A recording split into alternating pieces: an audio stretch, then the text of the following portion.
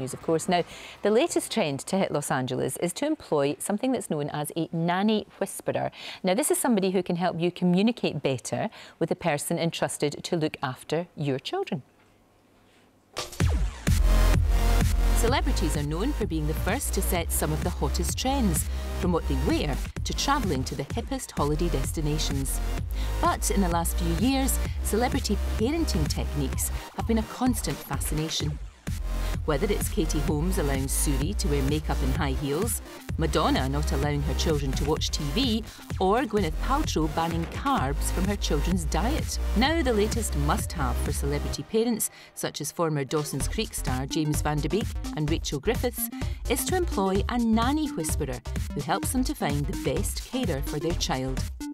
But do parents really need help when it comes to finding the best person to look after their child? Well, joining me now is psychologist and nanny doctor Lindsay Heller and mother of 5, Lisa Greer. It is lovely to see both of you. And Lindsay, I know an awful lot of couples are now employing this nanny whisperer, but what do you actually do? How does it work? Well, I meet with families who are at every stage of, looking for a nanny or have a nanny and have some problems that come up, and I help mediate that conflict, and sometimes I even help with making decisions about endings. About endings? About how what do you mean about sort of a split up, if you like? Oh, firing. I see, yes. And is it the case sometimes that people are just a little bit too frightened to confront the nanny, so you're almost like this kind of go-between to make sure that it's all sweetness and light?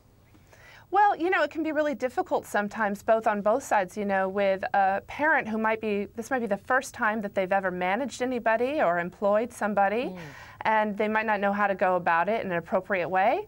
And then also on the nanny side of things, there's a real, there's a power differential there between an employer and an employee. And there might be some things that are difficult for the nanny to bring up to the family. And so I come in and I help everyone communicate better about what's going on.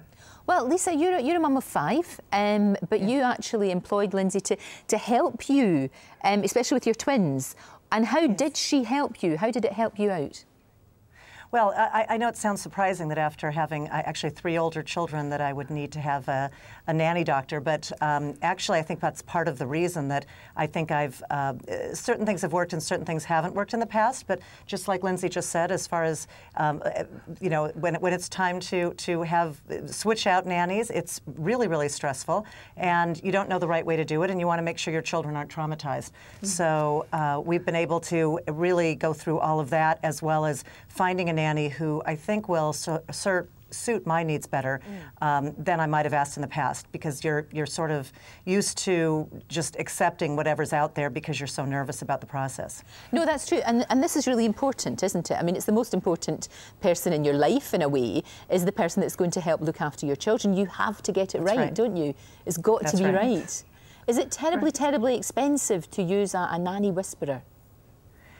It's costly, but I think that it's a short amount of time. Also, it's during the hiring process, and I think during if there's issues along the way. But I think it's an investment. I don't see it as really even a cost. It's an investment in your future, and this is somebody who's going to be with you and your children 30, 40, or more hours a week. So I think it's actually critical. And hopefully for a long time, as you say, because you want that for your children. You don't want a lot of chopping and changing. And Lindsay, I know that you work with a lot of celebrities, but presumably their concerns are just the same as anyone else's. So what would your tips be for parents?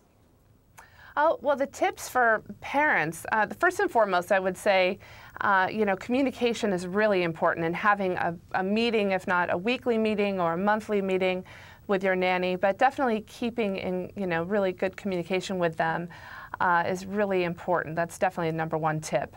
And don't be afraid of talking to your nanny. They want you to talk to them. They want your help. They want to know if they're doing something, incorrect, or, and so it's really important to talk to each other. Absolutely. And also for other tips, I'd say even just going to, our Twitter or our Facebook, the Nanny Doctor, we provide tips there all day, every day. Fantastic. Listen, thank you both. Very, very interesting. It really is. And as we said, it is the most important thing probably that you'll ever do, is to get someone to look after your kids. So thank you both indeed for joining us this morning.